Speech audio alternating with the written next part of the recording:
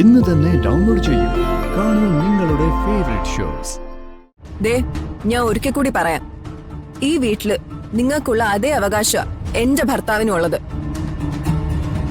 ഇനി മേലിൽ എന്റെ ഭർത്താവിനെ ഒരു വാക്കുകൊണ്ടോ നോക്കുകൊണ്ടോ ഉപദ്രവിക്കാൻ ശ്രമിച്ച അർച്ചനേട്ടത്തെ അല്ല ഞാൻ, അത് മറക്കണ്ട.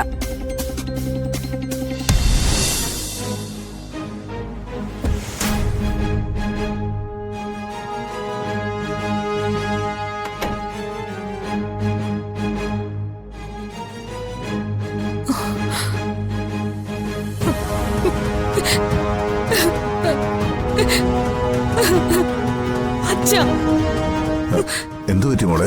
മോളെന്തിനാ കരയുന്നത്? അവരെന്നെ ഓഫീസിന് അപമാനിച്ചിറക്കി വിട്ടു. ആര്? സച്ചിൻ ധനുഷും. നന്ദേട്ടന്റെ സ്ഥാനത്ത് എന്നെ അംഗീകരിക്കാൻ അവർക്ക് പറ്റില്ല. എന്നോട് വീട്ടിലെ കാര്യങ്ങൾ നോക്കി ഇവിടെ ഇരുന്നാ മതിയെന്ന്. അബദ്ധമായി പോയല്ലോ മോളെ. എന്നോട് പറയാതെ മോളെന്തിനാ ഓഫീസിലേക്ക് പോയത്? സച്ചിയോടും സന്ദീപിനോടും ധനുഷിനോടും ഞാൻ കാര്യങ്ങളൊന്നും അവതരിപ്പിച്ചിട്ടില്ല. അതിനു മുമ്പ് മോൾ ഓഫീസിൽ ചെന്ന് കാര്യങ്ങളൊക്കെ ഏറ്റെടുക്കാൻ തുടങ്ങിയ അവർക്കത് ബുദ്ധിമുട്ടാവില്ലേ? എന്നാലും ഇതുപോലൊരു അപമാനം ഞാൻ പ്രതീക്ഷിച്ചില്ല. ഒന്നുമില്ലെങ്കിലും ഞാൻ സച്ചിയുടെ ഏട്ടത്തിയല്ലേ, നന്ദേട്ടന്റെ ഭാര്യയല്ലേ. ആ ഒരു പരിഗണന പോലും സച്ചി എനിക്ക് തന്നില്ല. അതിന് ചേച്ചിയുടെ ഓഫീസിൽ പോകാൻ ആര് പറഞ്ഞു? നീ വലിയ വലിയ കാര്യങ്ങളൊന്നും അന്വേഷിക്കണ്ട. അച്ഛനും ഞാനും കൂടി അതൊക്കെ തീരുമാനിച്ചോളാം. ആ, അതുകൊണ്ടാ ഇപ്പൊ കരഞ്ഞു വിളിച്ചോണ്ട് ഓഫീസിൽ നിന്ന് പോരേണ്ടി വന്നത്. ദേ, പൊക്കോണം എന്റെ കയ്യിൽ നിന്ന് വാങ്ങിക്കരുത്. ഞാൻ ആകെ പ്രാന്ത് പിടിച്ചിരിക്കുക. മോള് വിഷമിക്കണ്ട, ഞാൻ ഇന്ന് തന്നെ അവരോട് കാര്യങ്ങൾ വ്യക്തമായി സംസാരിക്കാം. കമ്പനിയിലെ സ്റ്റാഫിന്റെ എല്ലാം മുന്നില് ഞാൻ എത്ര നാണം കിട്ടുമെന്നറിയോ? അച്ഛന്റെ മരുമകൾ എന്ന അഭിമാനത്തിലാ ഞാൻ അവിടെ പോയത്. പക്ഷെ ഓ, എന്തൊരു കൊള്ളക്കരച്ചിലാ ഇത്. ഇങ്ങനെ കരഞ്ഞു ഫലിപ്പിക്കാനൊക്കെ നല്ല തൊലിക്കട്ടി വേണം. അത് പിന്നെ ഉണ്ടല്ലോ.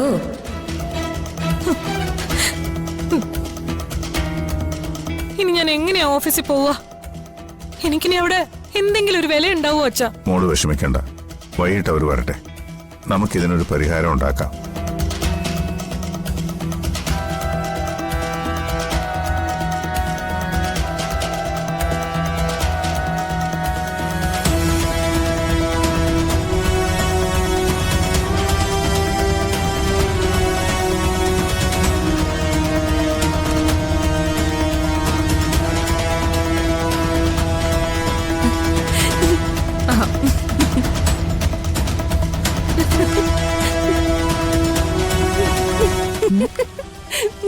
എന്തു പറ്റി? കുറച്ച് സന്തോഷം കൂടുതലുണ്ടല്ലോ മുഖത്ത്. അവിടെ അങ്കിളുടെ മുറിയില് കരച്ചിലും പിഴിച്ചിലും ഒക്കെ നടക്കുക. അവിടെ ആരാ കരയുന്നത്? എന്റെ ചേച്ചി, അല്ലാണ്ടാരാ? പോയ പോലെ ഓഫീസിൽ നിന്ന് തിരിച്ചു വന്നപ്പോഴേ എനിക്ക് സംശയം തോന്നിയതാ. എന്താ അവിടെ പ്രശ്നം? സച്ചേട്ടൻ ഓഫീസിൽ നിന്ന് ചേച്ചിയെ ഇറക്കി വിട്ടെന്നും പറഞ്ഞ അവിടെ അങ്കിളുടെ മുമ്പിൽ കിടന്ന് ഷോ കാണിക്കുന്നത്.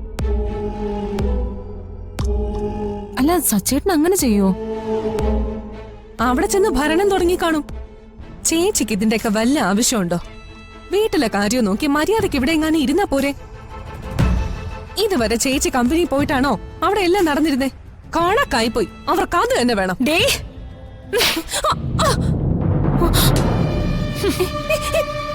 എന്നെ പരിഹസിക്കണോ നീ? ഇനിയൊരു അക്ഷരം വേണ്ടിയാ അടുത്തടി ഇപ്പൊ കിട്ടും. അടിച്ചോ, എത്ര വേണമെങ്കിലും അടിച്ചോ. എന്നാലും ഞാൻ പറയും, കമ്പനിയിൽ നിന്ന് നിങ്ങൾ ഇറക്കി വിട്ടില്ലേ, അത് കണക്കായി പോയെന്ന്. ഡേ, മതി, ഇനി അവളെ തല്ലരുത്. ഇവളെ എന്റെ അനിയത്തിയാ. നിങ്ങളുടെ അനിയത്തിയൊക്കെ ആയിരിക്കും. നിങ്ങൾക്ക് അവളെ അടിക്കാനുള്ള അവകാശവും അധികാരവും ഒക്കെ ഉണ്ട്. പക്ഷേ അതിന്റെ പരിധി കഴിഞ്ഞു. നിങ്ങൾ കമ്പനി ചെന്ന് നാണം കെട്ട് തോറ്റു മടങ്ങിയതിന് ഇവളെന്ത് പഴിച്ചു? ഞാനങ്ങനെ തോറ്റിട്ടൊന്നുമില്ല, തോൽക്കുകയില്ല. എന്നെ അപമാനിച്ചിറക്കി വിട്ടിടത്തേക്ക് അവന്റെയൊക്കെ തലയെ ചവിട്ടിക്കൊണ്ട് തന്നെ ഞാൻ കേറുകയും ചെയ്യും. അതിന്റെ പേരിൽ എന്നെ ആരും പരിഹസിക്കാന്നോ അപമാനിക്കാന്നോ കരുതണ്ട. ഈ വീടിന്റെ മുഴുവൻ നാശത്തിന് കാരണം നിങ്ങൾ ഒറ്റ ഒരുത്തിയാ. അർച്ചനേട്ടത്തെ ഈ വീട്ടിൽ നിന്ന് ഇറക്കി വിട്ടു. ഇനി നിങ്ങൾക്ക് കമ്പനി പിടിച്ചെടുക്കണം അല്ലേ? അത് നിങ്ങളുടെ ഈ ജന്മത്ത് നടക്കാൻ പോകുന്നില്ല. ദേ ഇവരുടെയൊക്കെ കൂടെ കൂടി എനിക്കിട്ട് നീ പണി തരാൻ നോക്കിയാലുണ്ടല്ലോ, നിന്നെ ഞാനിവിടെ അധികകാലം വെച്ച് വാഴിക്കില്ല. ഓർത്തോ നീ. എന്റെ ഭർത്താവിനെ ചോദ്യം ചെയ്യാൻ നിങ്ങൾ ആരാ?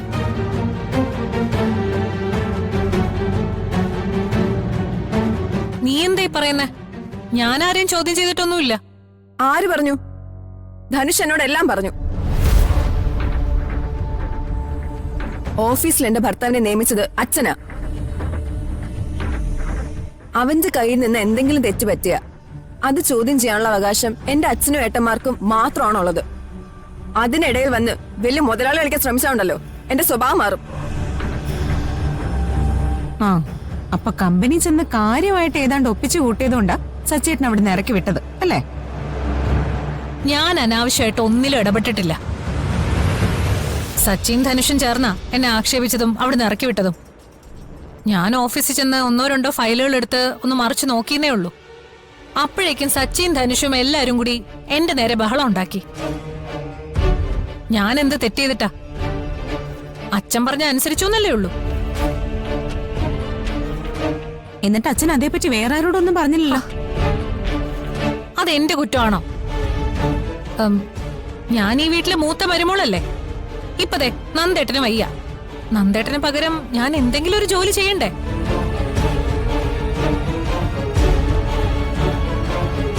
നന്ദേട്ടന് കമ്പനിയിലുള്ള എല്ലാ അധികാരവും എനിക്കുമില്ലേ? അത് നിങ്ങളുടെ തോന്നല് മാത്രമാ. നന്ദേട്ടന്റെ അവകാശവും അധികാരവും നന്ദേട്ടന്റേത് മാത്രമാ. ദേ ഞാൻ ഒരിക്കൽ കൂടി പറയാം, ഈ വീട്ടില് നിങ്ങൾക്കുള്ള അതേ അവകാശം എന്റെ ഭർത്താവിനും ഉള്ളത്. ഇനി മേലിൽ എന്റെ ഭർത്താവിനെ ഒരു വാക്കുകൊണ്ടോ നോക്കുകൊണ്ടോ ഉപദ്രവിക്കാൻ ശ്രമിച്ച അർച്ചനേട്ടത്തെ അല്ല ഞാൻ, അത് മറക്കണ്ട.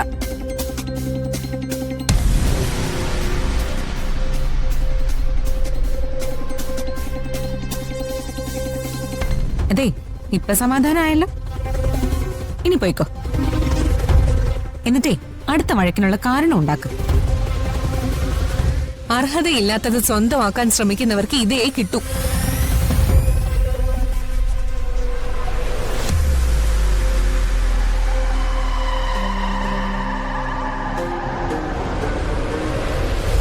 അനക്കെ സൂക്ഷിച്ചു നടന്നോ. ഒത്തു കിട്ടിയാ നിന്നെ അവര് ശരിയാക്കും. അള മുട്ടിയ ചേരയും കടിക്കും. എന്താ പറഞ്ഞു? ഇനിയും ഇതുപോലെ ഉണ്ടായാലേ എന്ത് ചെയ്യണമെന്ന് എനിക്ക് നല്ലതുപോലെ അറിയാം. ചേച്ചിയായിപ്പോയി. ഇല്ലെങ്കിൽ ഞാൻ എന്നെ അവരെ തീർത്തേനെ.